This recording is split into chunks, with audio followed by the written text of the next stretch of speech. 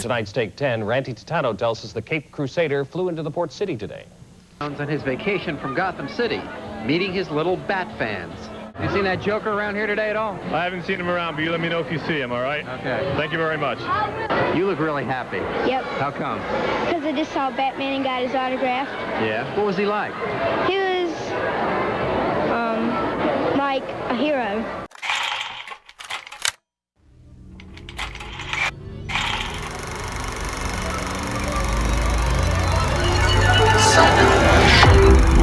Hi, I'm Al, and welcome to Cinemachine. I'm here with Ryan. Howdy. And Brandon. Hello. And this week, I'm the winner. So before we get to that, Ryan's going to tell us how you all can get in touch with us, scream at me, and tell them they're awesome. Ryan, you want to tell them where they can find last week. Yeah, exactly. So if you're watching on YouTube, you can drop your comments in the comments. And later when we vote on which movie, or when you guys vote on which movie we review next week, you can drop comments in there. And then also on Instagram at CinemachinePod, we actually get some good dialogue going on there after all these reviews. So keep it up. Let's get after it. Let's get after Get it. after it. Comments in the comments. Comments in the comments. We need to make a shirt. Comments in the Yep, comments. t-shirts got to be coming. Yeah. So this week, we're going to be watching the movie that I chose. Now, let's remember we're in 90s. We're going to be reviewing the movie we've already watched. Hopefully, Al. Well, we have watched it. 90s November throwback Shamalama Ding Dong. Isn't that it? Yep. That's it, right? Okay. Still haven't gotten that graphic, Brandon. Yeah. Told you I wasn't making it. Still not making it. So anyway, we are watching Batman Returns. Not Forever. Returns. Because this week there was some trickery afoot in the voting. Look, if anything, the legend that is Batman Forever would have only increased the votes. All right. I don't think that's true because the votes were down. just roll with it out. Batman Forever. Yeah, and then Brandon caught you. So thanks, Brandon. So that rascal, that turkey. Well, June 16th, 1992, Batman Returns was released in theaters, and boy was I happy. Tim Burton was the director, had an $80 million budget, had a $266.9 million return on investment, we'll say, box office gross. Al, how old were you when this came out in theaters? 12. I was 1. Are you? Awesome. Did you see it in theaters, Ryan? I did. I remember it very vividly. The monstrous penguin who lives in the sewers beneath Gotham joins up with the wicked, shock-headed businessman Max Schreck to topple the Batman once and for all. But when Shrek's timid assistant Selina Kyle finds out and Shrek tries to kill her, he didn't try. She is transformed into the sexy Catwoman. She teams up with the Penguin and Shrek to destroy Batman, but sparks fly unexpectedly when she confronts the Caped Crusader. Now, of course, Batman was played by one and only Michael Keaton, Penguin Danny DeVito, Michelle Pfeiffer played Catwoman, Christopher Walken, Max Schreck. I personally love this movie. I'm just going to come out the gates and say it. I suggested it last week. Of course I love it, but let's see what you guys think, because I know that you guys, and we're not going to get into all this, but I know you guys are very big on Batfleck and things like that. I definitely texted Brandon after I watched this movie, and I was like, I'm going to be honest, I'm a little scared about this review. Just because my natural tendency is to like draw comparisons and like I don't even want to say BVS on the review. No, I know you guys love that. So Ryan, since you've put it out there, let's get your initial review first. How old were you when you saw this? I was probably about your age when I saw it the first time. Not your age now. Your age when you You saw it. couldn't be my age now. So, okay. So, 12, 13, I would guess. Okay. And I love these movies. I love all the Batman movies other than old Arnold's Batman movie. I still Okay. love Batman that and one. Robin. Chill out. All right, everyone, chill. That's like Brandon's love child, Terminator and Batman all in one. It's true. Yeah. I was hyped. I had a poster in my room. Was that for Poison Ivy or Arnold Schwarzenegger? It was Clooney, Chris O'Donnell, and Alicia Silverstone. All right. Yeah. Brandon's dad was like, "We should like Okay. sports." So, Still is. So so Ryan, were you finishing your review or were you finished? no, so I love He this hasn't movie. started yet. Yeah. I couldn't- I will admit that I like 89 over this one. Okay. We'll get into all that. Yeah. So Yeah, no, we'll get but into- I really enjoy this flick. It's hard to talk about a series of movies without comparison. So, yeah, we'll get into all that. Brandon. I don't know how old I was when I watched this for the first time. I'm pretty sure I didn't see it in theaters. I would have been Like 6 or would 7. have been 8 years old. I don't think I saw it. I think my first memory of seeing Batman in a movie theater would have been Batman Forever. But I'm sure I saw it on VHS for the first time at home. But let's see. I love this movie. I mean, I've always loved this movie. Out of the 4 Burton verse, if you want to call those 4, they kind of are loosely connected. The first 2 especially, but these 2 are definitely the ones that I prefer and love. I mean, I have affinity for all 4, but for different reasons. But yeah, I love this movie. I love Keaton as Batman. He's not my favorite Bruce or Batman, but he is good in this world. And I would say, you said we're going to talk about ranking between the 2, this one and I don't know if we'll rank them, but we'll talk about them together. I mean, you can rank them, but I wasn't. Well, gonna put Ryan it up. prefers Batman 89 over this one. I'm probably in the minority of people that prefer this one over 89, even though I love 89. This one resonated with me more, probably growing up, and I just felt like this one it just kind of hit the ground running. It doesn't have to do the groundwork that an initial movie has to do. You're already in that universe and you can just go. And I think that Danny DeVito's Penguin is just brilliant, and Michelle Pfeiffer's Catwoman, it made me feel feelings that I've never felt before when I was Like a when you kid. climbed the rope in gym class. Exactly, something very similar to that. Tingly. Yeah. She is a very pretty woman, but I mean, she also acted her tail off in this movie. So I mean, Yeah. it is. She's Very good. great. There hasn't been there's only been, I guess, 2 people play Catwoman. There'll be a 4th one when the new Batman movie comes out. Well, I guess there was the 60s versions. Well, there was a couple back then, but Yeah, 2 but since back then, Michelle Pfeiffer, there's only been 2. She's the best in my 3. opinion. I don't think anybody's topped her yet. Yeah, I But- mean, the Nolan Catwoman,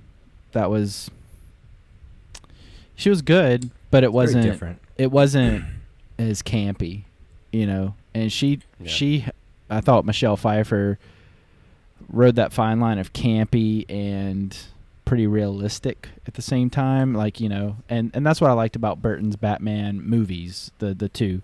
And no, anybody that likes Burton Batman movies does not include the Joel Schumacher crap fest that came after that. And I will get into this. Now, I want to tell Where's y'all, the Schumacher cut? I went to the theater to see. So I saw 89 in the theater, as you saw at the beginning of this episode, And I saw this in the theater, and there was a lot of controversy around this movie when it came out over the penguins, the actual penguins. And I remember people protesting, like in Little Alabama, people were protesting all over the country. And I was too young to understand what a protest was. I hadn't been involved in a protest or anything like that. And I just couldn't understand This was your first one, huh? Yeah.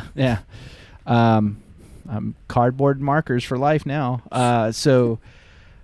But my mom took me to both of these movies, and my mom and my aunt took me to the first one. But this one we got there, it was just my mom and me, and I remember seeing everybody upset about something, and I was just excited. I was just an excited kid to go to see a freaking Batman movie. I was like pumped because '89 blew my mind. I think I've said it on here before. I saw that movie in the theater no less than 25 times. No less. I would hitch rides with neighbors. Oh, you're going to the movie theater? Can I go? And just go watch Batman while they watched whatever. My mom, my sisters go watch whatever. So I was addicted, and I was pretty excited. So when this came out, I was pumped. We went the night it came out, and those people were protesting about how they treated the penguins. I don't know if it was PETA. I don't know if it was them, but it was like that type of group. And my mom was kind of nervous that they were going to get mad at us for going to see the movie or going in the theater, period. And come to find out, most of the penguins were either little people in costumes, animatronics, or CG. Like, in the real penguins, there was like just about a handful, maybe 10 tops, real penguins, I think. Mm-hmm. And they were treated like royalty on the set of this movie. And they weren't even really strapped up with the like missile launchers and stuff like that. That was the little people in costumes and stuff. So these people got all up in arms and everything. But it was before the internet. Nobody, it was in the newspaper and everything. People were all excited about it, But then the other controversy around this was with McDonald's. And you guys are too young, I'm guessing, to remember. But this is one of the first times, maybe the first time. I know they changed their Happy Meal to Star Trek way before this in the 70s, but I think this is the first time McDonald's across the board changed all of their packaging for anything but McDonald's. And I had to have every single piece. I had to have empty fry boxes. You still holding on to those fry boxes out? No. Unfortunately, I don't even know what happened to those. To be honest with you, I've moved so much in my life. I don't know what happened to. Anyway, but no, I'm not a hoarder. So, but they had these plastic cups with scenes from the movie with the glow lids, and then they had the Happy Meal toys. And the Happy Meal is where the controversy came in, because McDonald's was like, "What is that black stuff coming out of the penguin's mouth? We don't want that." And Tim Burton was like, "Well, you're going to have it." So they pushed back and eventually canceled the Happy Meal. Excuse me. And excuse me. Got so excited. But they canceled the Happy Meal, and I never would have known because I had all 4 of the toys. So this is how obsessed I was. I had all the boxes from the Happy Meals, all the fry boxes, all the cups, everything without anything in them.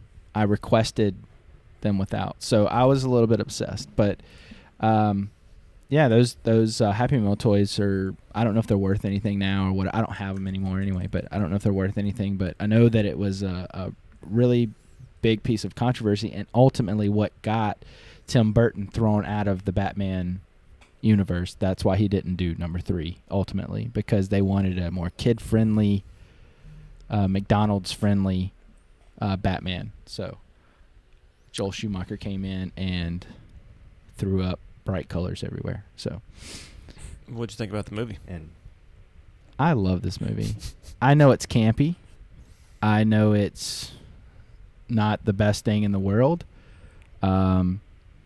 But I do think that I personally like Michael Keaton as Batman. Is he your favorite?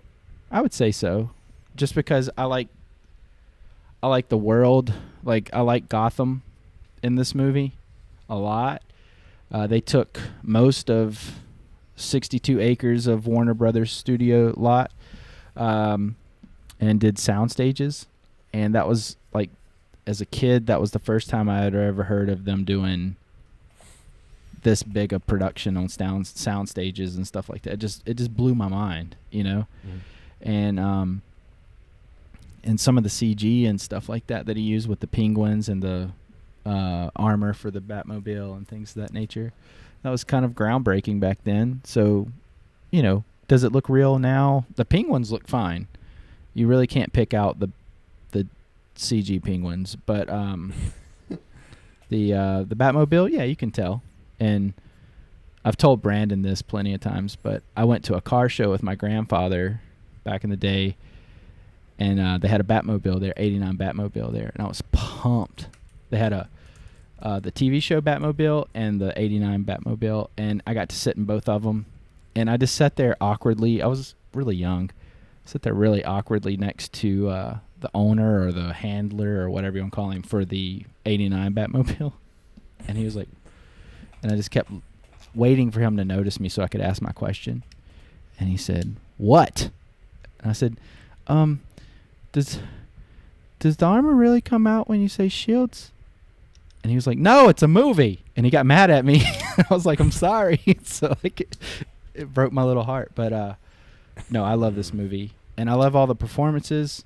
I love Christopher Walken in this movie. I mean, I love the camp. I love the Tim Burton. This is true Tim Burton. This is before he went off the rails and It's funny. all that stuff. It's funny how people like to complain how campy things got with Batman and Robin, but there's so much schlocky dialogue, campy dialogue in this movie. Oh, that thing where he does the, where he's like The CD. the thing? CD. That was cheesy. I was like, oh boy. So, Eat floor, high fiber. yeah, High yeah, fiber. yeah. No, it's complete cheese, but I think the world that surrounds it. A die Is for better. a die. Yeah, yeah. No, it's complete cheesy. Now, I mean, I can realize that cheese, and I can see the. You can realize that cheese. I can realize it now, but back then, no way. But it was also, back then, a lot of things were. I mean, this was Well, I dark mean, back then. Oh yeah, this is. I mean, it still is kind of. I mean, the penguin stuff is dark still. Like, It's very dark. um, When he bites that guy's nose. yeah, that freaked me out when I was a kid. I loved it. I loved it too. I'm just saying, Katie kept asking at the beginning. She kept going, "But why is the kid in a cage?" He's a freak.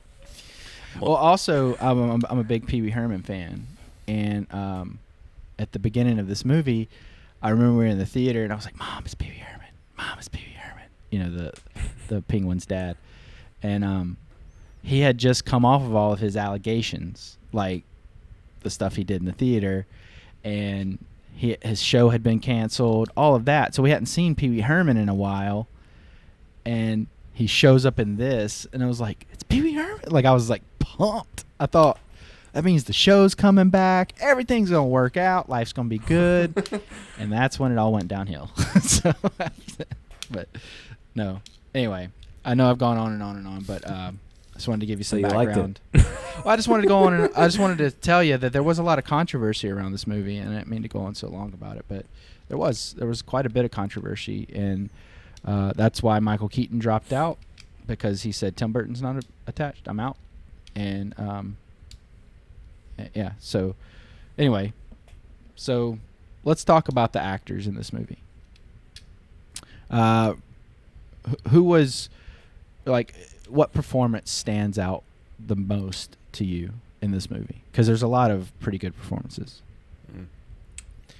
I mean, go ahead, Ryan. Go ahead. No, Ryan, no, Brandon, Ryan, please. Ryan, go ahead. Ryan, go All ahead. right. Okay. If you insist. Okay, I'll go.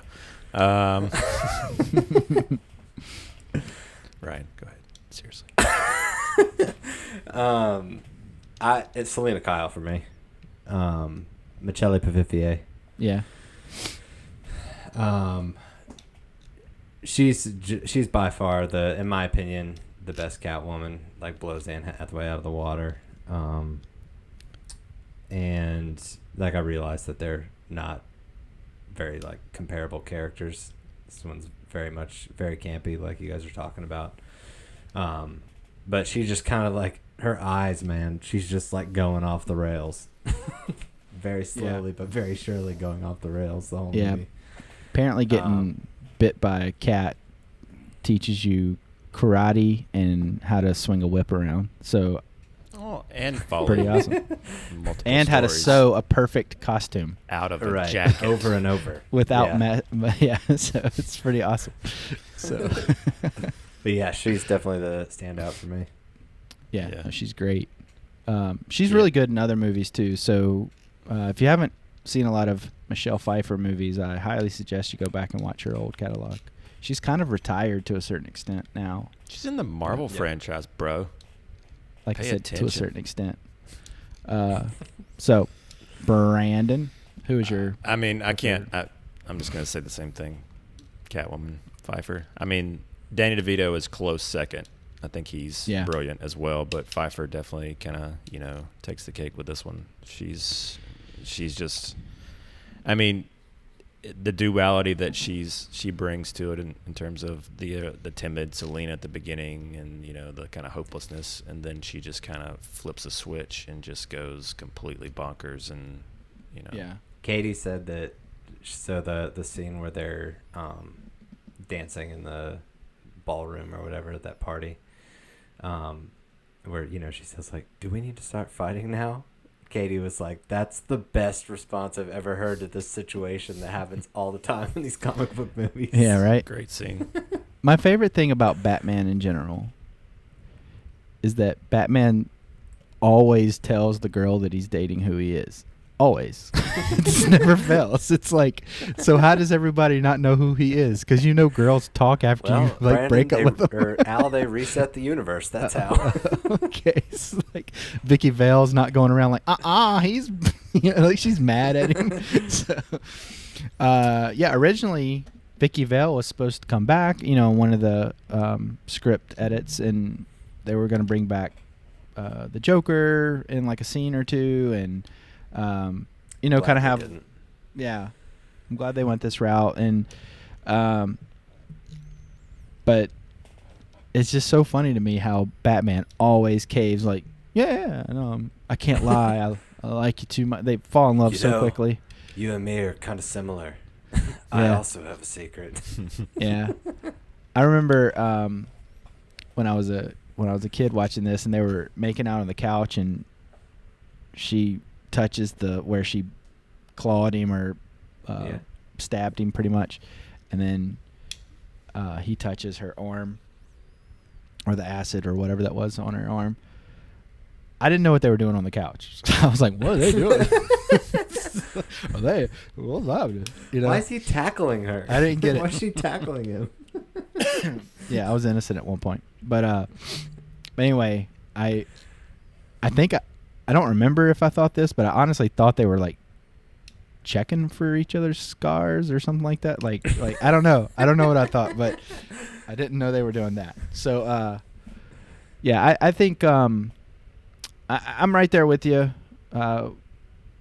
with Michelle Pfeiffer, but it is hard for me not to think of Danny DeVito as well, because Danny DeVito wrecked his voice doing this. He almost lost his voice permanently to do this movie. And hey, let's put it out there. Michelle Pfeiffer put a real bird in her mouth, for crying out loud, during that scene. That's 100% real.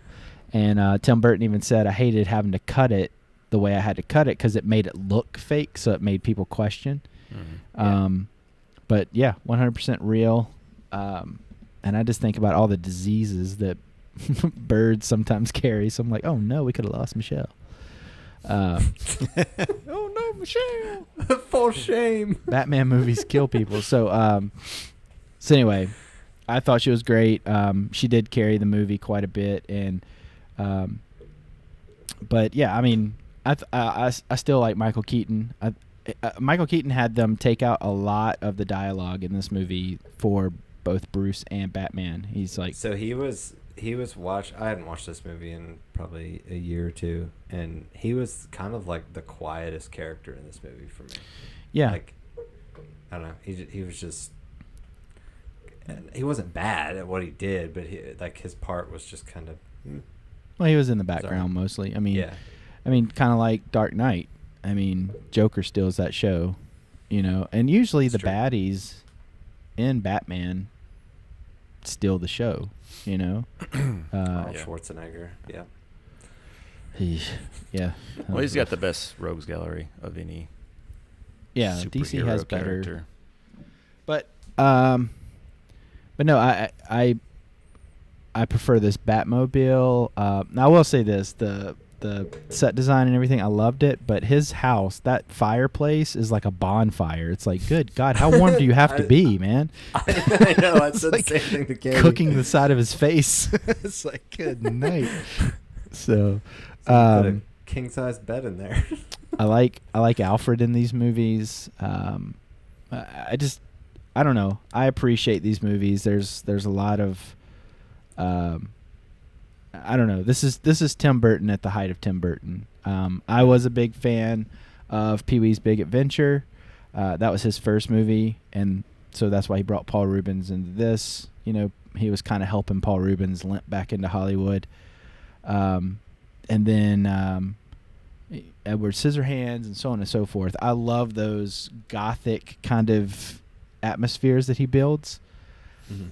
And now I don't know what he's doing. It's like, since what was the movie where it was like the dramatic movie Big Fish? Is that what it is? Yeah. Since then, I don't know if I've liked much of what he's done.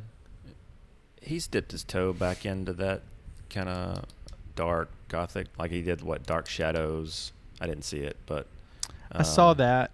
I wanted to Todd. like it. Yeah, I didn't. I'm not a musical guy. A lot of people so I'm like not- Sweeney Todd. I haven't seen it, but he's doing Addams Family. We didn't talk about this last week, but it was on the top. We skipped it, but yeah, Addams Family. That could be something, maybe a that return the- to form for him. Is that the TV show? It's a TV show that he's doing. Yeah, Is he directing it or just producing it? I don't know. It didn't say. He's just attached. behind it.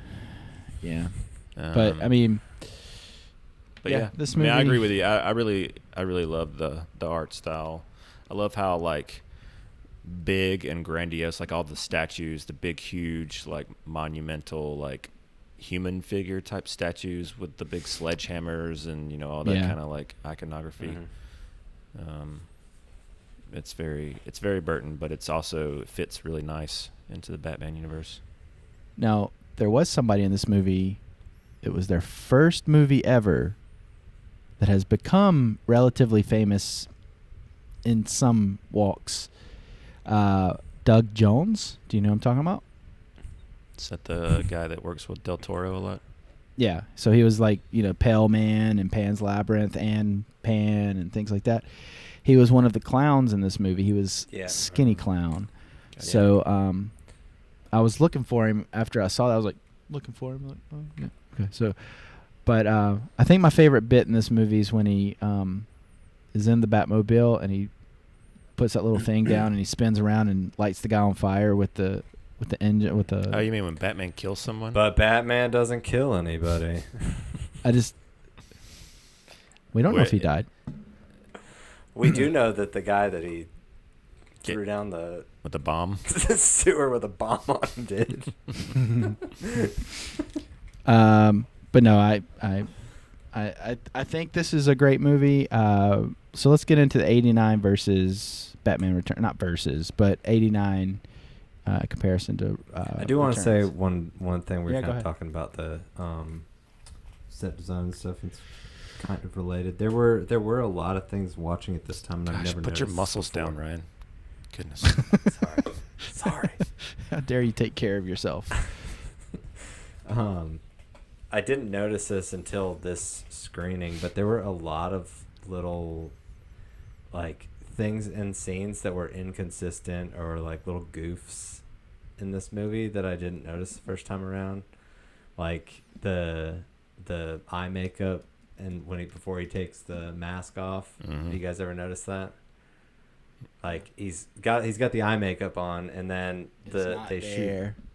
Yeah, it's like right before he takes the mask off, it's gone because they don't want him to have it off when he pulls the mask off or tears the mask off. Yeah. And then like when the penguins pull the penguin's body into the water, like you can see the mat that the penguin was sliding on like sink into the water beneath him. Like little stuff like that. Yeah. Well, their flippers don't even touch him when they're walking him down. It's just like, do they not? No. Speaking of speaking of the penguin, Melissa commented. She said, this is just Frank. Like, I can see. She said, I can see Frank being this person. I know. Oh, it says so much about his Billy character. Well, Al, have you ever watched that show? It's Always Sunny in Philly. I've seen all of it. Yeah. Gotcha.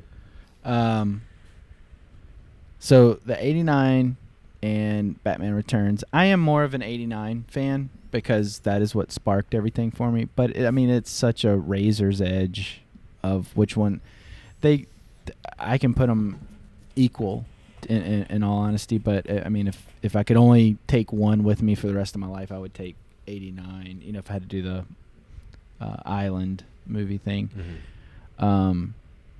I prefer that one because I don't know, it just introduced. It's what really got me hooked. My grandfather always watched the Batman TV show on reruns and stuff on Nick at Night and things of that nature or whatever.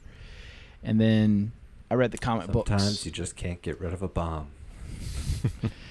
And if you haven't ever watched the original Batman movie, the one, there was Batman movies before the TV show Batman, but they made a movie and the shark scene is hilarious. So is that where the the phrase shark repellent "jump the shark" comes from? No, "Jump the Shark" comes from Happy Days when Fonzie jumped the shark literally on skis. So, okay. Yeah. So anyway, it's hilarious. So go back and watch it. But there's I think 3 movies before that one even. So there's a ton of Batman movies out there. But 89, just everything about it. The bat suit, the logo on that cover for the VHS that I used to have, and I saw that the night it came out in theaters.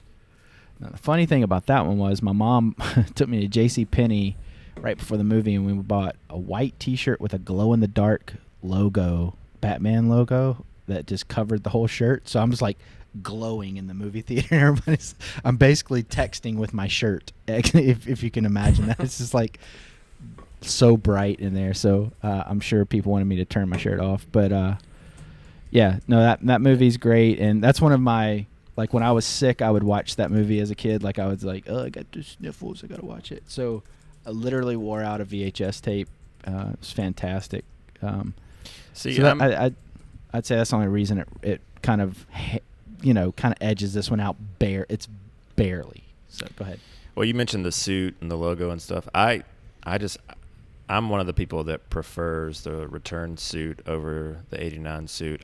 I'm not a big, people call it the barbed logo from the actual suit in 89, not the logo that's on the movie poster, but the actual suit. I don't like the logo. one on the suit, yeah. Yeah, I've never been a fan of that logo. Never understood why they don't match up. Why they put one on the case and maybe it was a marketing decision after the fact, but probably. But yeah, I like how streamlined this new suit. It just, obviously there's a bigger budget for this movie, so they had more to invest in the suit. They show you they have multiple suits there on screen in his closet, where he has one of every, or not one of every, but multiple. Let me pull through these suits. Suit closet. This is the one for today. What boots am I gonna wear? Maybe these with my logo on them. Oh.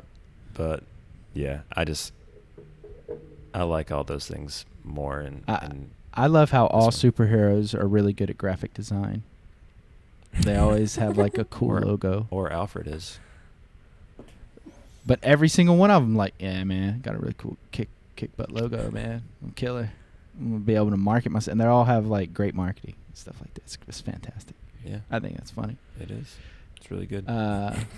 So Ryan, you were gonna say something about 89 versus Returns earlier, so speak now. Yeah, for so Apology we were Piece. kind of talking about the campiness of this one. As you guys know, I tend to, and I know that a lot of people disagree, I tend to like more serious superhero movies, comic book movies. And I just feel like in 89, the campiness of it is very attributable to the Joker, which is a character that you can be campy with. And it's just, like it can be in his nature. He's the Joker. Like He's a clown. read any right. And I just feel like in this movie, it was just kind of like campy for being campy, for the sake of being campy. And I'm not like knocking Returns for it. I just feel like it's a better fit, natural fit for 89 for me. Yeah, I mean, I think this is like, how people always compare the next big basketball star to Michael Jordan at all times. Now,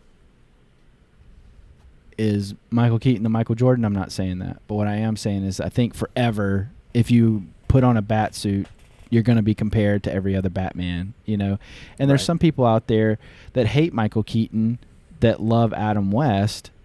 They hate anything past Adam West because that was of their generation and things of that nature. So, yeah, the nostalgia bug bites on these type of things, sure. But I don't think it's something that you really need to argue about. I think it's just something that it's kind of fun to be like, oh no, this is better, blah blah blah, this that, and the other. But I'm at the age to where I just don't want to argue about it anymore. Just like, I like what I like. I'm done with it.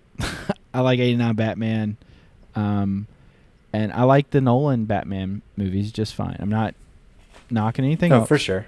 Not saying anything else. I'm just saying, when I don't necessarily think that, arguing about a superhero movie, you just have to keep it in context. Like, I think these movies... I see it as arguing about any movie. Like, it's a movie. These movies really started this was really the catalyst for what is superhero movies now.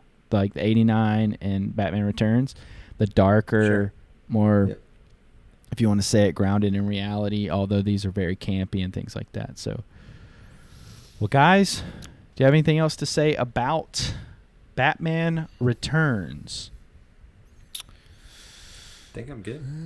Yeah. Say Okay, so I will let's say go this. around. Let me say this Okay. one real quick. Yes. Go on, Brandon. I think it's always interesting going back and watching these older movies, not necessarily for the podcast, but just in general in comparison to modern movies, especially like how all these older movies had very long, extensive opening credit sequences. I think Melissa even made a comment like, why don't they do this anymore? I'm like, well, people just don't have the attention span. They gotta just get you right. I mean, like if you watch this movie on Netflix, if this was a new movie on Netflix, people, we would clicked off. Like, people would just go ahead and turn it off if it took this long to get into the movie. So it's a shame. Like 89 to go around that big cement bat logo. This beautiful. one, going into that whole was it Arctic world or whatever it was that when the penguins, baby penguins, floating through, and it goes through all those little small models, but meant to be. This is the next TV show. They're gonna have baby penguin instead of baby Yoda, and we're gonna watch baby penguin grow up. Yeah. He's gonna become a teenage penguin and start living in the sewer. It's gonna be side splitting. Yeah, I miss that kind of stuff. Some movies will do it if they can get away with it. Some movies that still do that kind of thing. Like even BVS does it to an extent. That's right. Yeah, BVS does it. It's a great movie. Yeah. One thing I did want to point out to see if you guys knew this. Did you know that the Catwoman at the little last end shot at the end is not Michelle Pfeiffer. What's not, and originally they built a robot to do that scene because Michelle Pfeiffer wasn't available, so they spent like $250,000 to build this robot, and it looked just dumb, and so they ended up just hiring a double to just get in the Good suit. money. It's good money spent. Yeah. Yeah. Did you know that she was like suctioned into her suit? That's how it was so tight. So she could barely breathe. So they had to do her scenes very quickly. And I have a feeling that's why her voice kind of changed. I know she was a good actress. I know she's a good actress, but her voice changed to a certain extent, like whenever she was Catwoman versus Selena Kyle, to where it was deeper. And I have a feeling she was like, like just trying to hold her breath. I don't know if that part's true, but I know they had to shoot her scenes very quickly so that they could let her breathe. But yeah, she got really good with the whip also. And then she got on set, and it was on the studio, like the stage, and she sound stage and everything, and she was like, she started whipping the whip around and started hitting lights, so they had to relight all of her scenes so that she didn't mess up the lights. Come on, Michelle. She's like, I got really good with the whip, but I mean, she's convincing with it for sure. I thought all that stuff was great. Well, I liked whenever that was another one of those. She was skipping through that store. The scene where she's in the mall, she's knocking the mannequin heads off. Yeah. Mm-hmm. That was another little goof that I noticed when she's like cartwheeling in, like her shoes, she's not wearing high heels, and then like all of a sudden she's wearing high heels again. Yeah. No, I mean, it's kind of like what we were talking about last week, the 4K and things like that on restorations on these movies in particular really show a lot of the seams, especially in 89. There's a lot of seams you can see in 89 when you watch 4K. I went back and watched of them doesn't help. Right. With hiding the scenes. Right. And I went back and watched it in theaters again a couple years ago. I think Movie Tavern or somebody like that had it on, and I was like, yes, please.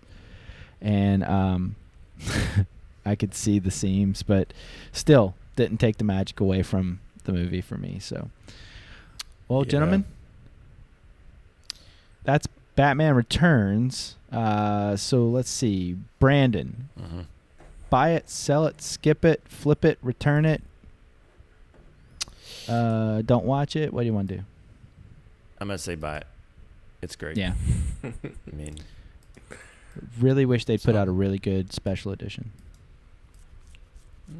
I don't know. I'm also going to say buy it. Just, it's a good movie in general. I'm also a DC completionist, so this is part of that. Yeah. Still got to get Birds of Prey, but go on.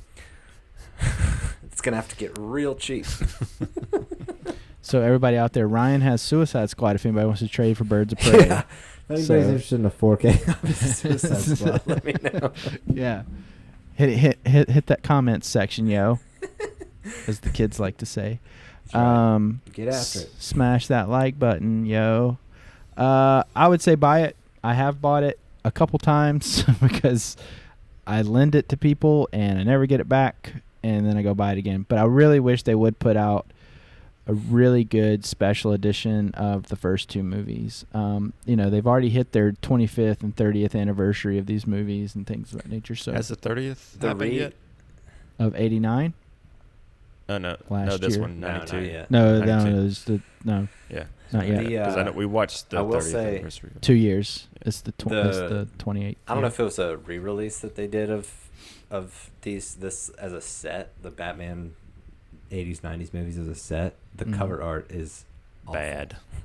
Very It's bad. so bad. Oh, that steel box set that they put out with the. I don't know if it was still. I don't know, but it's like the white background. Oh yeah, that they is released awful. them Oh, it's so bad. individually on 4K. Yeah, it's god awful, and that's what they use as the thumbnails for the digital version Yep. on Vudu. It's so bad. And it's like, hey, look, stop going to art schools to get people to remake your artwork for you.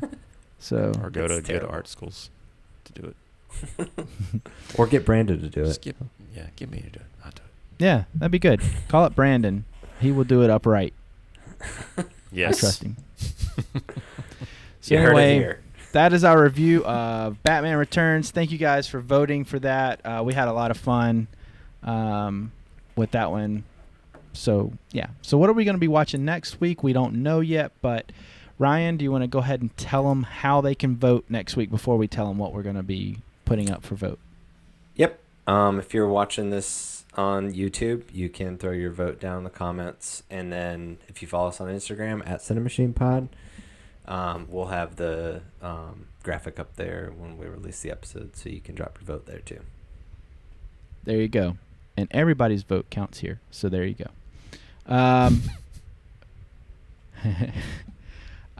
So this week, we're going to be putting up movies from our 90s Throwdown, November, smash hit, Shamalama ding dong. Ding Dong, Who's Your Mama, Hoochie Hoochie Hoochie Man. It's written right there in the show notes. 90s throwback. That's it. I said it my way. I know. So way. oh my god.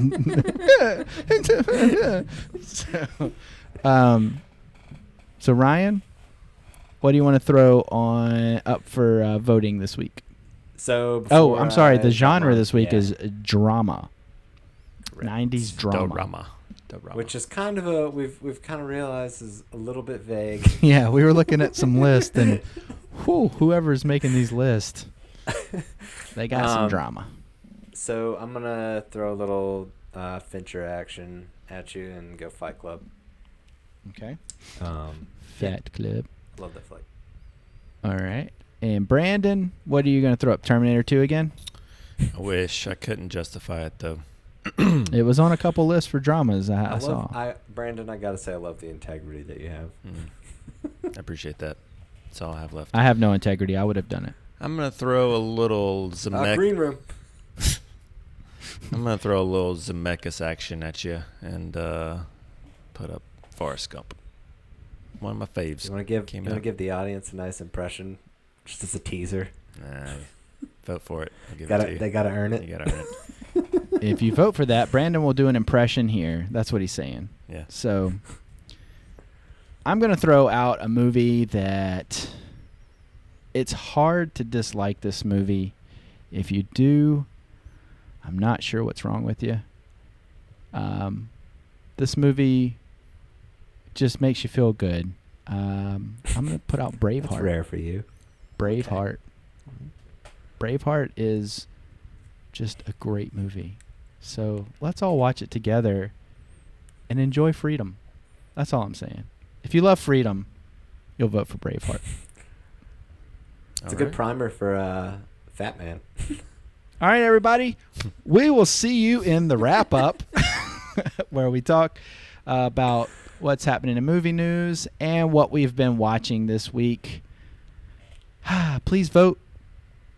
Please vote. Vote everywhere. Get your friends to vote. Like, subscribe, all that jazz. We'll see you on the wrap-up.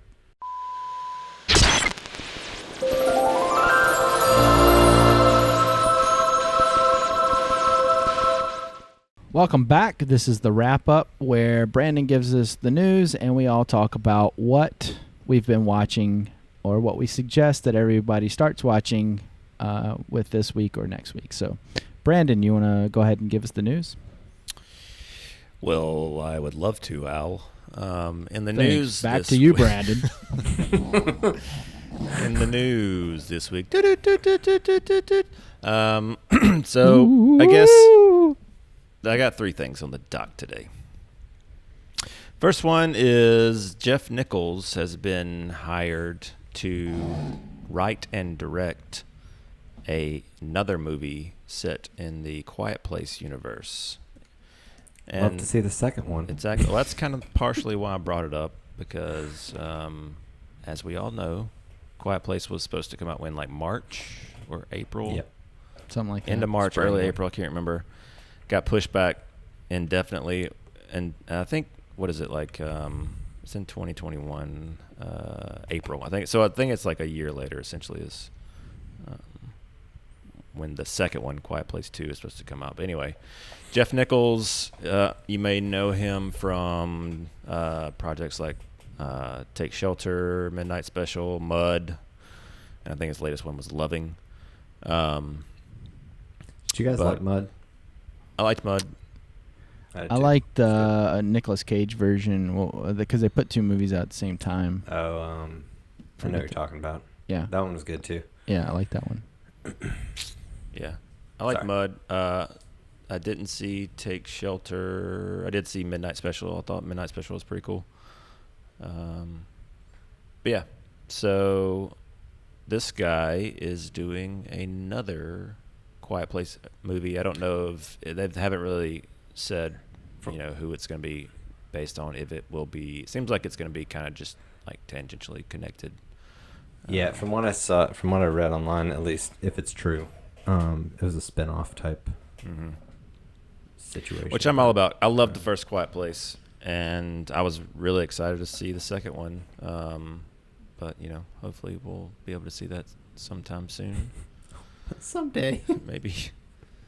I'm interested to see Krasinski doing another, because I thought the first one was kind of a very breakout surprise hit for a first-time film director like Krasinski. They also marketed the heck out of that movie. Yeah, they had trailers running for that thing for it seemed like a year that's the thing. before it came out. When I first saw the trailer, I was like, it could be all right, but I didn't think it would be as good as it was. I thought it was really good. Yeah. But yeah, any thoughts on that, Al, Ryan? It's hard to go ahead. I was just gonna say, in the realm of fake news, it wasn't his first direction of a movie. Just putting it out there. What did you direct first? It was like some romantic comedy or something. I'll look it up. But yeah, he was dabbling. He was kind of like. I know he had directed like episodes of The Office before, but I didn't think he had directed a feature. Yeah, I just didn't want anybody calling you out. It's okay. They only do that to you. I did. So, but no, I enjoyed the first one. I think the theater experience of the first one was the best part of it because it forced people to shut their mouth and everybody held each other accountable for keeping quiet. Yep. And it was a great exercise in how a theater should actually run. Stay quiet. Don't clap. I agree. It put him in a cool mindset that you know. And it added to the tension of the movie. I've seen it. Yep. I've seen that one since the theater, and maybe because I knew all the beats of the movie. But I will say the theater experience really made that movie what it was to me. So, as long as they don't have to release it in homes, I think that maybe if movie theaters are open then. Yeah, to see it in theaters. Yeah, I drove past a movie theater this weekend. I sent you guys a picture. On the marquee, it said Beetlejuice, Christmas Vacation, Halloween 1978. There was something else on there. I can't remember. I was like, what year is it? Like, it's so strange. There was news that came out of AMC today that they are, after a, quote, successful pilot program, they are going to be renting out theater spaces for $100 to people. They're already doing that in Athens. Yeah, that's what they did, like a limited release pilot program, whatever. So apparently it was successful. The Hollers Cool. was his first movie. It was a romantic comedy drama thing. If anybody's interested, had Richard Jenkins in it and Anna Kendrick. So there you have it. It was 2 years Richard before. Jenkins? Yeah. So. I'm thinking. But anyway, he's good. He's a good writer. I know he writes quite a bit and everything. So he's a good writer and good director. Yeah, I mean, I'm interested to see what Nichols would do because he's kind of a low budget, grounded. Except for like Midnight Special is a little bit of a not necessarily a high concept, but it deals with like a superhuman kid. But if you haven't seen that one, I would definitely recommend it. It's good. It's got old Michael Shannon in it. It's got I think Adam Driver is in it briefly, and Joel Edgerton, I think. If I'm not mistaken. You can correct me on that, Al, if you'd like to. I would like to. But This one's just, as a concept, it's just hard to comment on. Because I feel like the second one's really going to make or break it for me as to whether this can be a, like, Yeah. quote, universe or well, the funny whatever. thing is they screen. This was like one of the last movies screened for critics before the shutdown. So people, like, I've kind of like, they're still under embargo, but they've kind of, the people that I've listened to podcasts of have hinted that the second one was pretty solid. But yeah, I mean, I am desperately awaiting its release. Anyway, that's kind of it for that one. Desperate. Desperate.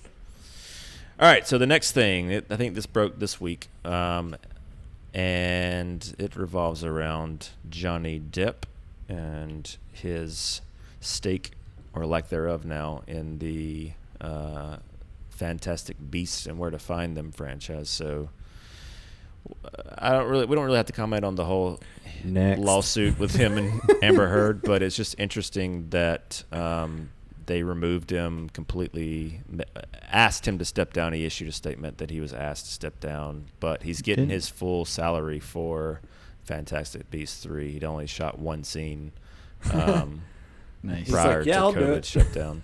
And I guess they're going to use the same kind of thing that they did in the initial Fantastic Beasts, where he can change his appearance. And they'll just recast him with a different actor. Did they remove her from Aquaman 2? Negative. No. Yeah. These They should, because she these sucks. movies- Just in general.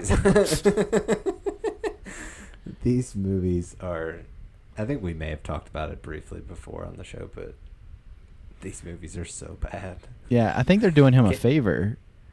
Katie's Probably like true. a diehard Harry Potter fan, and she absolutely hates these movies. They're not great at all. I can't really think of many positive things to say at all about that franchise. So, next story. I love Just that. kidding. It's just interesting to me. I mean, I thought it was interesting that they made him step down, but they still got to pay him like a six-figure salary for. Yeah. Yeah, It's I hate just to tell them that movie's not going to make as much money as they want it to. Yeah, this being involved stinker. in these movies is a death sentence, apparently. Yeah, apparently so. Yeah. Yeah, that's it for that one. The only other thing I had on the news was if you haven't checked it out, we're also doing Mandalorian reviews over on Capecast channel on our YouTube. So go check that out. So this one is kind of connected to that. It has been reported by The Hollywood Reporter that Disney Plus is apparently developing a Boba Fett miniseries. Now, Josh Trank was supposed to be directing a Boba Fett movie way back before. It was between. He was set to direct it between Force Awakens and Last Jedi, so he was in development, and then like his whole Fantastic Four fiasco happened, and they pulled him from that project. And so, seemingly, they kind of took what they had developed for that movie and put that into what would become The Mandalorian. But now, spoilers, if you're watching Mandalorian, you know that Boba Fett is making an appearance in this season, and it seems like, based on maybe internal response to him showing back up in this next season, that they are going to be possibly developing a series based on Boba Fett. Thoughts, opinions, concerns? Go. My honest thought is, but why? Yeah. Like, I don't know. Let this thing play out in The Mandalorian. It's perfect for it. I agree. It'll I mean, probably just be like a extension of that, I would imagine, right? yeah, Ride the I would think so. Ride the coattails of the Mandalorian. I would think so. I mean, when they started developing these like solo, not, no pun intended, when they started developing these like spin-off movies and shows, they can't help themselves but go back to the well with this stuff. And that's why I think Mandalorian works. When it works the best is when it tries to remove itself from the existing story arc that we're all familiar with. Sure. But like go and do it. I mean, there were rumors that they're going to do a Boba Fett movie. They did a Solo movie nobody wanted. They did. They were talking about doing like a Yoda movie, but but then they were supposedly doing like a Knights of the Old Republic type. I don't know if it's going to be a series or a movie trilogy with Game of Thrones guys. Then that fell through. I don't know. I just feel like they need to kind of take a step back and explore this huge, massive universe versus kind of continually. I mean, I know that that's what studios want, something bankable, and so that's why they kind of pull these like noticeable, known characters to make their projects, out of. But they don't even need to do it like. They don't even need to like focus on separating themselves from the time, like the existing planets and characters that are established. Like, just go back and do an Old Republic show, like something that's so far apart from the Skywalker saga, or so far ahead, whatever direction you want to go. No, I agree. I mean, I would love for them to do that too, but I can see them sitting in a boardroom, pitching these ideas and looking at like logistics and being like, but we need the hook. Like, we need something that's going to get people to pay attention. And they feel like they can't depart too much from. But this is studios in general. I mean, they want IP. Sure. They want existing properties. But it's just unfortunate that's like. But that's where a series, in my opinion, works the best. You don't have to invest a ton of money. You don't have to. You're not expecting these, $1 billion box offices. You can do something a little more specific on a streaming service than you could and then take a risk in the theater. If they want to do a Boba Fett spinoff and just make it a 6-episode short series about how he got from the Sarlacc pit to where he is in the Mandalorian, that's cool. Like, I just multi-season Boba Fett story. Multi-season Han Solo story. It just seems too much in the same vein as a Mandalorian show, Oh, no, I agree. And that's what they do. And to add on top of that, he's in the show now. Right. Yeah. Just. Like, I don't know. I don't know. I mean, and they're also doing the Obi-Wan show, and they're doing the Cassian Andor show on Disney Plus. So I just, I don't know. Just seems like a miss to me. I will say the Obi-Wan thing is like one of the only characters that I would like to see explored more, just because Ewan McGregor was so good as that character. So that one I'm excited about. Yeah, I'm excited about it too, if it ever happens. Also, it sounds cheesy, but it helps that he's a Jedi. Like. Yeah, I mean that part of storyline, like Star Wars. Yeah, when you don't have force powers and sabers, it doesn't feel as Star Wars. Sure, but yeah, that'll be good to have for sure. Al, any comments, thoughts? I mean, I think they're gonna end up ruining stuff if they just keep, like you're saying. Well, that's the danger for sure. I mean, thing. That's what happened with Solo, in my opinion. It's like, I mean, I know Ryan, I know you liked it. Solo? I just felt like it was a little unnecessary. Like, it's when you try, and prequels are dangerous just in general. Like, it's best left to your imagination. Well, Brandon, no, I agree. I mean, Brandon knows going into that movie too. I was sour as grapes on it, so it's it was probably an expectations thing for me. Well, I wasn't high on it. I think it was a fine movie.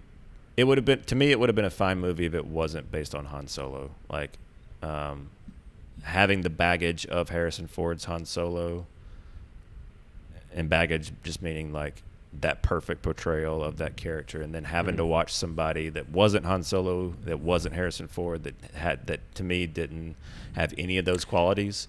I don't even. for that movie, I don't even think it was the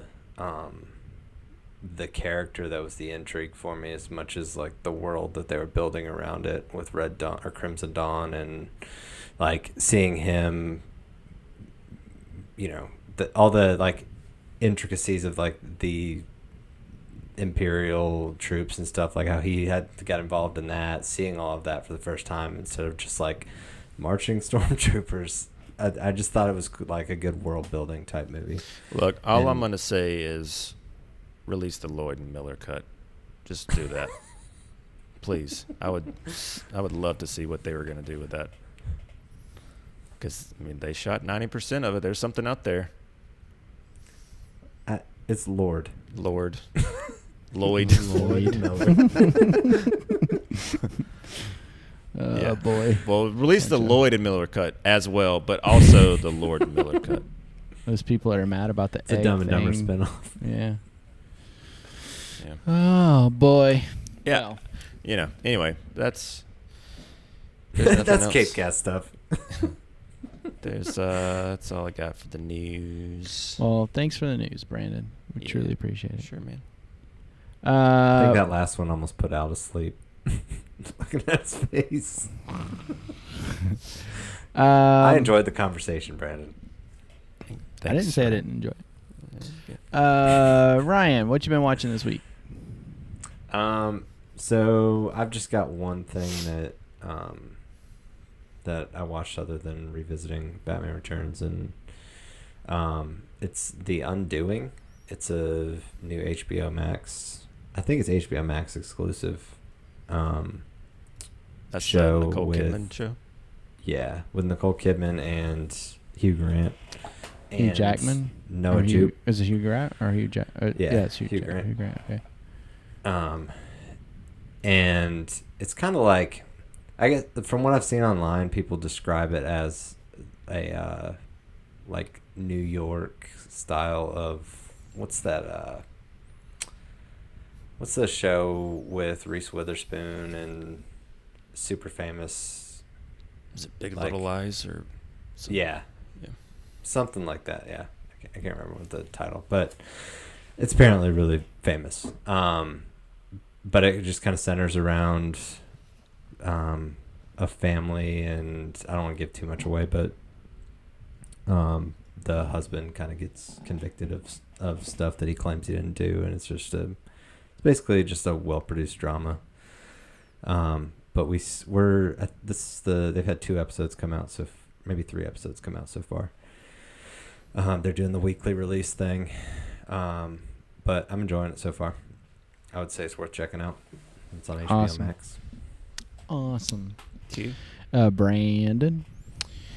Yeah, I mean, I've mainly just got one thing as well. Friday night we watched The Kid Who Would Be King with Luna.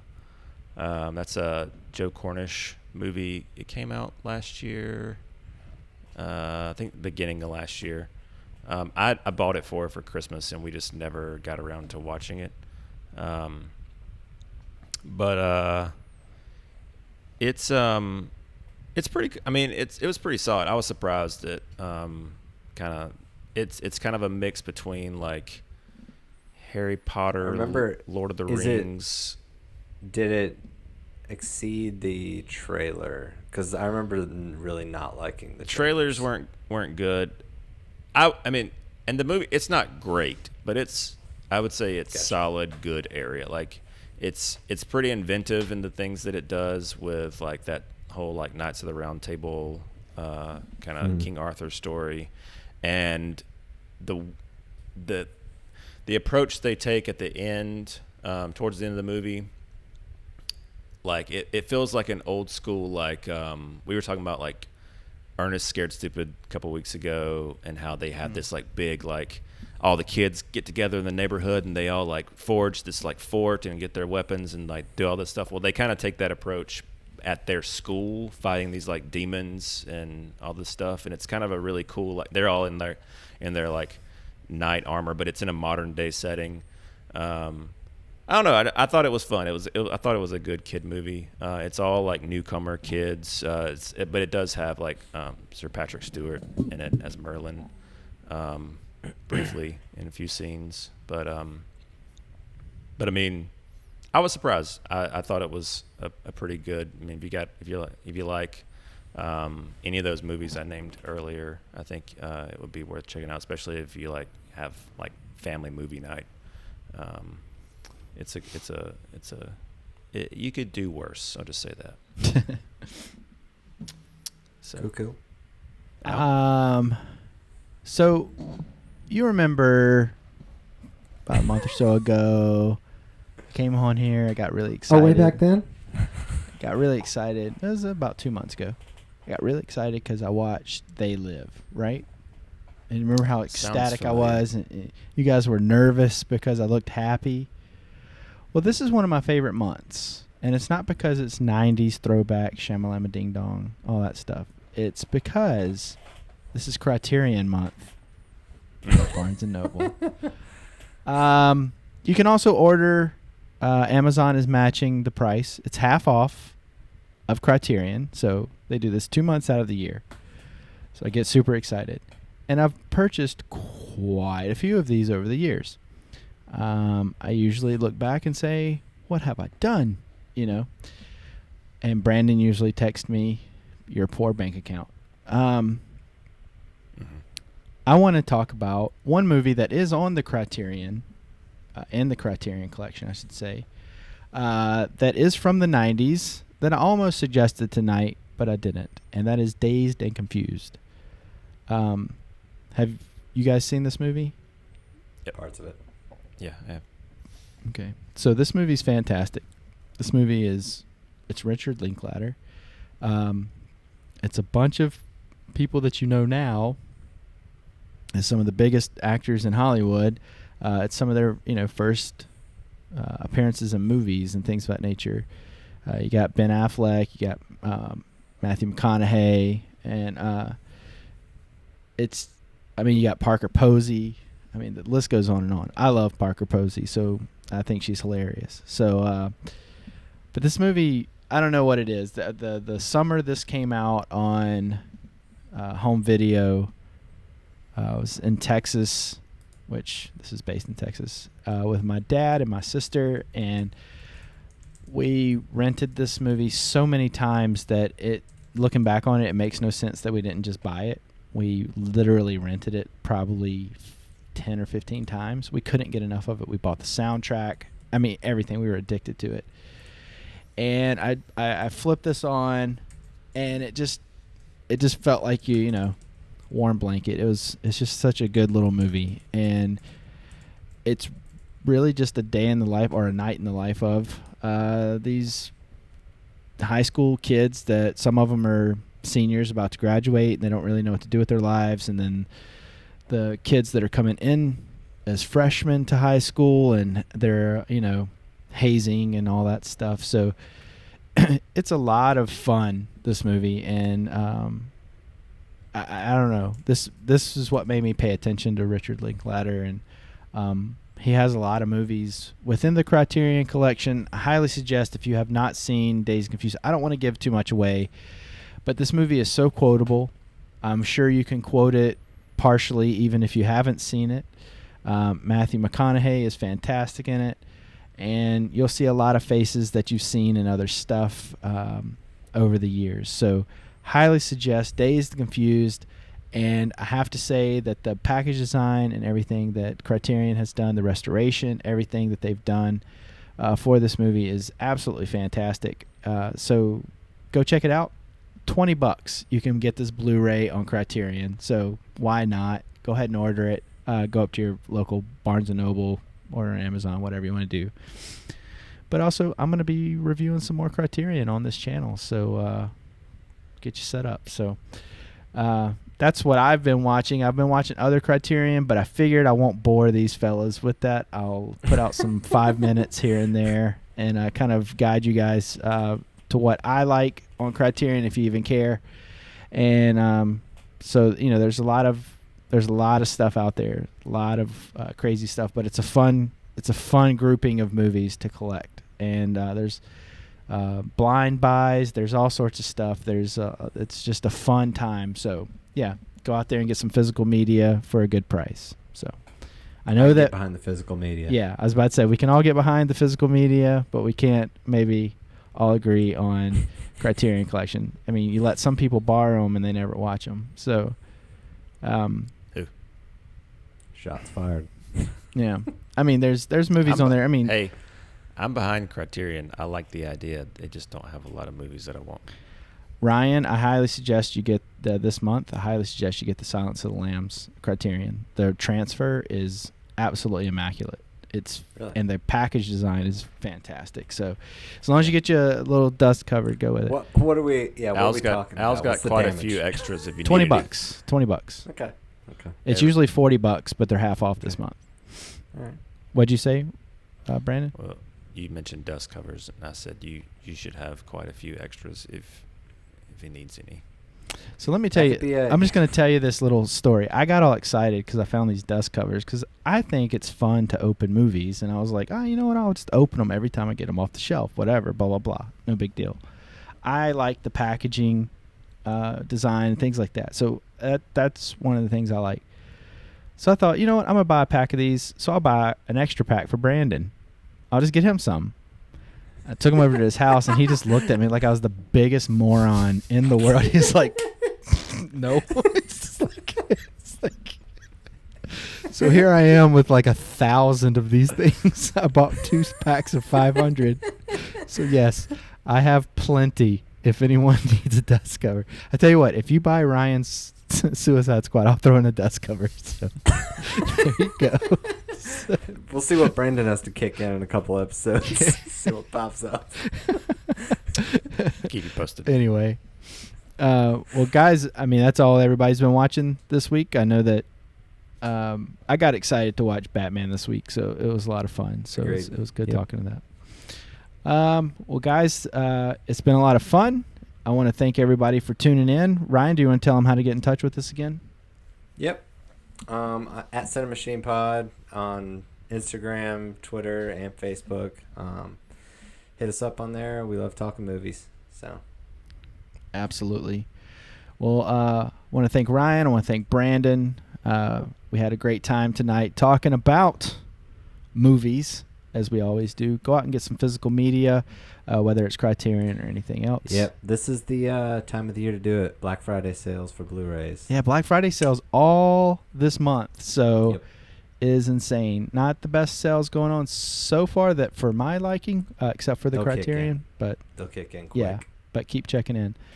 But everybody, and also tell us what you're buying. Tell us what you're buying in the comments. You know, throw those comments in the comment section. We'll be keeping you updated on some of the sales too on social as we start loading up. So yeah, and we'll tell you how much of a damage we could do on our own bank accounts this month. So yep. everybody, thanks for tuning in. We had a great time. And also check out the Capecast episodes for the Mandalorian recaps and things of that nature. So we'll see you on the next Cinemachine. Bye.